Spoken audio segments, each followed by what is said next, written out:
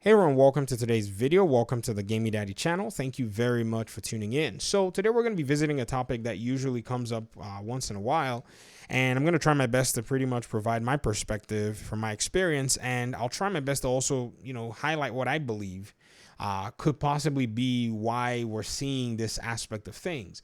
Now, I want to implore you to comment in the comment section after this video because the discussion is pertinent on other voices and other people basically sharing their experience. One of the things that I usually do on the channel is we talk about, maybe concerns or comments or questions from the audience on this channel. This is one of the fun things that I enjoy doing anyways. Now, this particular question or topic of discussion is based on build diversity. Are there enough builds in the game in the Division 2 currently to be able to say that there is enough build diversity across the game? Some would answer yes, some would answer not really. It's just the same old builds that you find there. And that's a valid concern. But if we want to really dig in, we have to highlight some other things that actually do weigh in this discussion. And I think that's one of the best ways that we're probably going to see or get a better picture.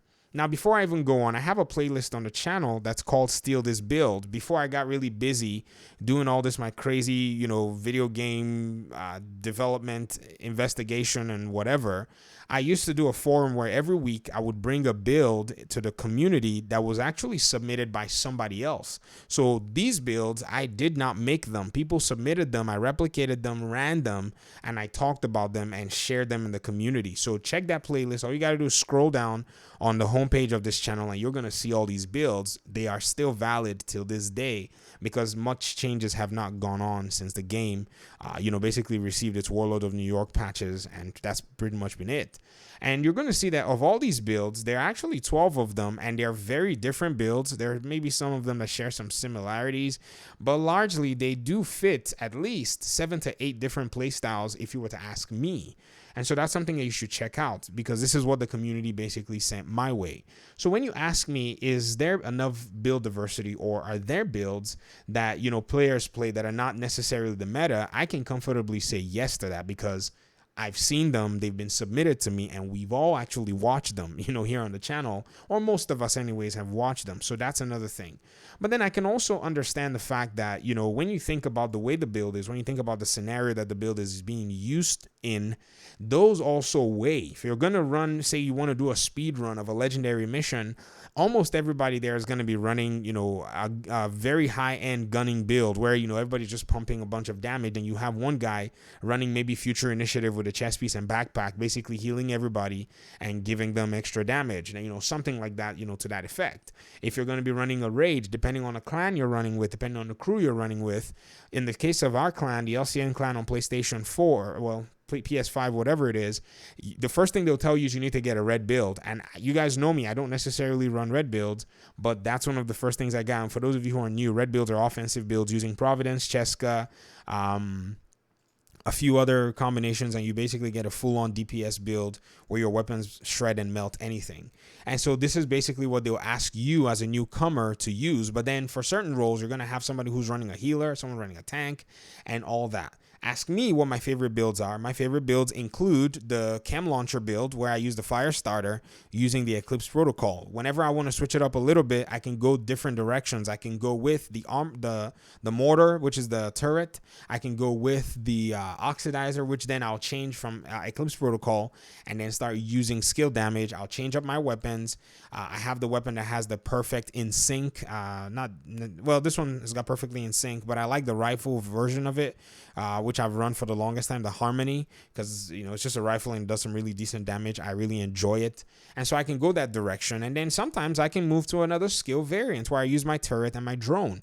So within using skills, I've pretty much switched out 3 different variations and 3 different skill pairs that work when you're talking about my favorite builds and just for me that fit my play style.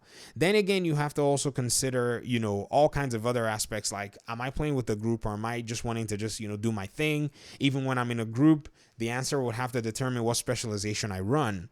So I think when it comes to that build diversity thing, you have to consider the player's play style. I don't think we can necessarily separate how the player enjoys playing the game from the build.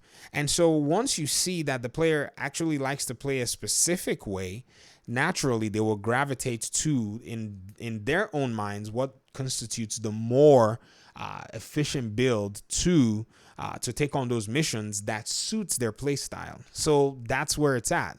A lot of people will run this build that I'm running very differently. They will not run this specialization. In fact, if you ask me why I'm running the technician specialization here, I'll tell you, I don't know. I prefer to run the survivalist on something like this because there's so many perks that I actually run with. And again, I also understand, and this was basically something that ensued from a comment from one of my audience members here, that there are a lot of, in quote, skills and talents that necessarily are not that strong. And that is actually true. But to be fair, those skills and talents that are not, in quote, strong are not strong in a general use. But whenever you have them in a specific use, then they will outshine anything else that would actually be used in that specific scenario. Now, I can also understand why design something that doesn't have a broader use, whereas you could just, and you went ahead and designed something with a specific use. That's a good question. I guess that's why we have, a huge number of different skills and talent. One example that I can give you is Overwatch. Overwatch pretty much says after staying in cover for 10 seconds, increase you and your allies' total weapon and skill damage by 12% as long as you remain in cover or cover to cover move. Now, believe it or not, Overwatch is extremely popular among people who run a lot of the healer builds. They will run these kinds of builds. They'll give their teams buffs while staying in cover, and then they'll just stay there and just keep, healing team members, or maybe even shooting their gun if they feel like it. But the amount of work that they're doing by adding value to the team is basically, is not something that you can just throw away. This Overwatch type builds are run with a specific purpose in mind. And again, people that are running these kinds of builds will pair them up using opportunistic. Opportunistic being a talent that if you hit an enemy, I don't have anything here that has it on, on there, but if you hit an enemy with a shotgun or sniper rifle or marksman rifle, they take 10%, damage from all sources.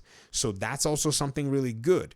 So when you look at, say, pure damage builds, you can say, okay, there are a few of them, but when you come into the skill builds, then we start to have too much, I would say of a flurry of them in terms of choice, in terms of player style. You also come to support builds, which is something that is not necessarily highlighted. No offense to anyone on the YouTube space, but very few content creators make build videos on support builds, which in reality, they are a game changer if you find yourself in a situation where somebody is actually buffing the entire team. Even when I run my full red build, I don't necessarily run everything fully. I put on my tardigrade armor piece for a raid, meaning all 8 members of my group are able to get pretty much a portion of my armor, especially when they're in dire need. I don't know how many times it saved anybody, but I guess I can go back and watch those raid videos and see how much work that it's actually put out there when it comes to providing value for the team. So when you talk about build diversity and when you talk about there not being or enough builds in the game, I say that there's an argument to that. I can see that, but then again, I think another thing too is you have to also look at the scenarios. You look at the different aspects players are running the build, and I think once we start paying attention to those, to those things, it will start becoming more and more evident that every single aspect of this game is very useful to some point or to someone. I mean, not everything is 511. For those of you who know what that joke is, 511 is the gear set that pretty much does not have, in my mind anyways, anything that I can see it being used for. I mean, there might be somebody out there that's running it using Clutch, which is something that fell out of the meta, used to be one of the strongest items in the game. But at the end of the day, I really want to hear what you think. Let's talk about this in the comment section. It may be something that, you disagree strongly with. Let me hear it as well. If it's something that you think, oh, well, there are different ways to look at it, comment as well in the comment section. Thank you so much for your time and audience. I appreciate you guys so much. Talk to you soon. Peace out.